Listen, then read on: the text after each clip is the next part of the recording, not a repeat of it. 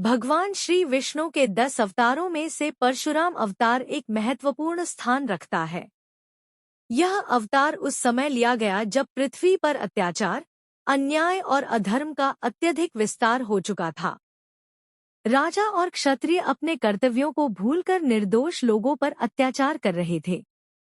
ऐसे समय में भगवान विष्णु ने परशुराम के रूप में अवतार लेकर अधर्म का अंत करने का निश्चय किया। परशुराम का जन्म महर्षि जमदग्नि और उनकी पत्नी रेणुका के घर हुआ था। वे भगवान शिव के परम भक्त थे और बाल्यावस्था से ही महान योद्धा बने। परशुराम का नाम राम रखा गया, लेकिन जब उन्होंने भगवान शिव से दिव्य परशु कुल्हाड़ी प्राप्त किया, तब से वे परशुराम कहलाए। परशुराम की विशेषता थी कि वे एक ब्राह्मण थे, लेकिन उनकी शक्ति और शस्त्र विद्या किसी क्षत्रिय से कम नहीं थी। उन्होंने ब्रह्मतेज और क्षात्र शक्ति का अद्भुत समन्वय किया। परशुराम ने भगवान शिव की घोर तपस्या की और शिवजी ने उन्हें अजेय बना दिया। उनके पास शिवजी का दिया हुआ परशु और दिव्य धनुष था, जिससे वे बड़े-बड़े योद्धाओं को परास्त कर सकते थे। कहानी का मुख्य भाग तब आता है जब है वंश का राजा सहस्रार्जुन, जो अपनी शक्तियों और साम्राज्य के अहंकार में चूर था, महर्षि जमदग्नि के आश्रम पर हमला कर देता है।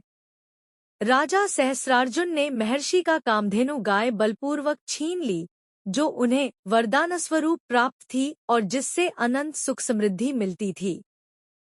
इस अपमान और अन्याय से क्रोधित होकर परशुराम ने राजा सहस्रार्जुन को चुनौती दी। एक भयंकर युद्ध हुआ, जिसमें परशुराम ने सहस्रार्जुन और उसके पुत्रों को मार गिराया और कामधेनु को वापस लाए। इसके बाद सहस्रार्जुन के पुत्रों ने महर्षि जमदग्नि पर आक्रमण किया और उनकी हत्या कर दी। इस घटना ने परशुराम के क्रोध को और भड़का दिया। उन्होंने प्रतिज्ञा की कि वे पृथ्वी से अधर्मी क्षत्रियों का संहार करेंगे। परशुराम ने 21 बार पृथ्वी का चक्कर लगाया और उन सभी क्षत्रियों का वध किया, जो अन्याय और अधर्म में लिप्त थे। उनके इस क्रोध ने अधर्म का अंत किया और धर्म की पुनः स्थापना की।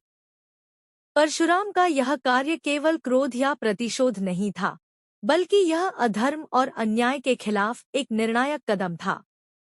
वे जानते थे कि शक्ति का प्रयोग तभी उचित है जब वह धर्म की रक्षा के लिए हो। परशुराम ने शक्ति और संयम का अद्भुत उदाहरण प्रस्तुत किया। यद्यपि वे क्षत्रियों का संहारक बने, परंतु उन्होंने कभी भी धर्म का मार्ग नहीं छोड़ा। एक समय की बात है, जब भगवान राम ने शिवधनुष को तोड़ा था, तो परशुराम को यह सुनकर अत्यंत क्रोध आया।